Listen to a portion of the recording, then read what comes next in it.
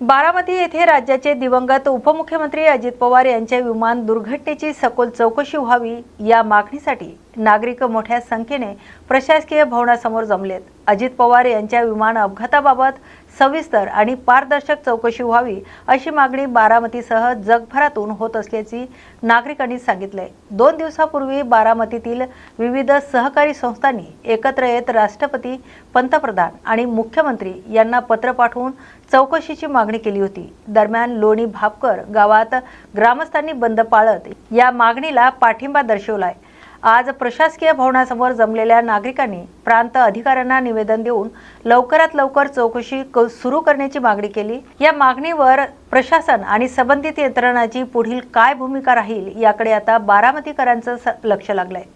आज दादांना जाऊन 1 महिना होत आला तरी प्रशासक सगळं झोपलेलं आहे आणि जे काही ज्यांनी काय कटकारस्थान केलेलं आहे तर ते उघड करण्यासाठी त्यांनी उशीर लावू नये आणि बारामतीची जनतेला रस्त्यावर यायची वेळ येऊन देणे। कारण आज दादा ज्यावेळेस बारामतीला येणार होते संध्याकाळी 8:15 वाजता त्यांनी ठरवलं की आपल्याला बारामतीला विमानाने जायचंय आणि विमान तर संध्याकाळी 7 वाजताच बुक करून ठेवलं होतं परस्पऱ्या। ही जे कटकारस्थान त्यांनी रचलेलं आहे ह्याचा कुठतरी न्याय मिळाला पाहिजे आणि आज आमचे बारामती महाराष्ट्राचा खरा दैवत असणारा विठ्ठल म्हणून मानले जाणारा अजितदादा साहेब आहेत ते आज आमच्या जिव्हाळ्यापासून दूर नेणाऱ्या माणसाला सुट्टी दिलीच नाही पाहिजे आणि तो माणूस रस्त्यावर आणल्यानंतर आम्ही त्यांना सोडू शकत नाही। एवढंच माझी दादांची कळकळीची दादांना माहिती देण्यासाठी त्यांनी अधिकाऱ्यांनी पूर्ण लवकर तपास ओपन करावा। संपूर्ण महाराष्ट्रात आज कुठेही जा, खेड्यापाड्यापासून शहरापर्यंत आजही आदरणीय अजितदादाला जाऊन आज जवळजवळ महिना होत आलाय। कुणाचेही अश्रू थांबलेले नाहीत। माणसं खेड्यापाड्यातील झोपडीतील ज्यांनी दादाला कधी बघितलेलं सुद्धा नसेल, असं जवळून कधी बोलले नसतील, अशी माणसं सुद्धा दहाई मोकलून रडतायत आणि प्रत्येकाची एकच मागणी आहे, प्रत्येकाचं एकच म्हणणं आहे की दादाचा घातपात झालेलाच आहे। पण अरे कुणी केलाय घातपात हे शोधून काढणं कुणाचं काम आहे? तर हे शासन जागं झालं पाहिजे। ज्याने कुणी हा घातपात केलाय तो जनतेसमोर आला पाहिजे, एवढंच माझं एकच म्हणणं आहे। धन्यवाद।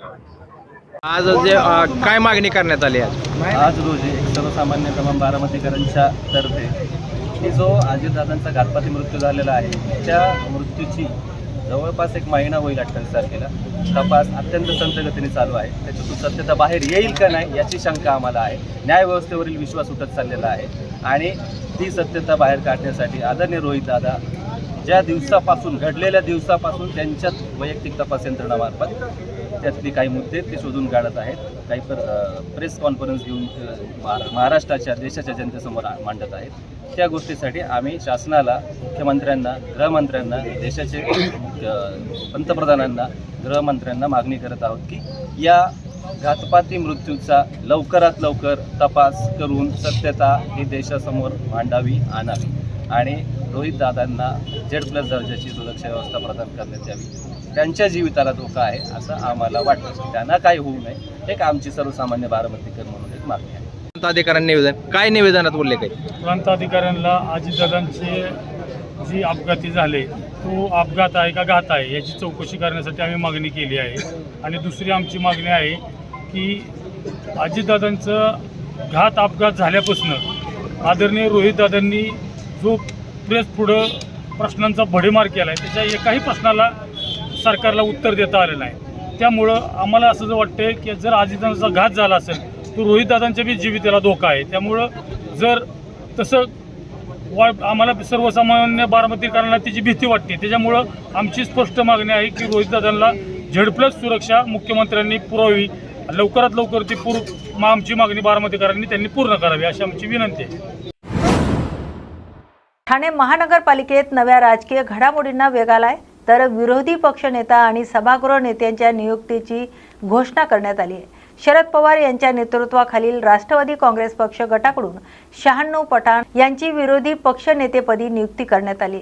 तर सत्ताधारी शिवसेना पक्षाकडून ज्येष्ठ नगरसेवक हनुमंत जगदाळे यांची सभागृह नेतेपदी निवड करण्यात आली आहे. या नियुक्त्यामुळे महापालिकेतील राजकीय समीकरणांना नवे वळण मिळाले असून आगामी सभागृहातील कामकाजात सत्ताधारी आणि विरोधकांमधील भूमिका अधिक स्पष्ट होण्याची शक्यता आहे.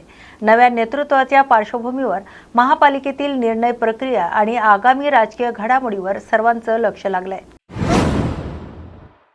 आजच्या महत्त्वाच्या बातमीपत्रात आपण येथेच थांबतोय. नव्या आणि ताज्या बातमीपत्रांसाठी पाहत राहा न्यूज मराठी 24/7. नवा भारत, नवा विचार.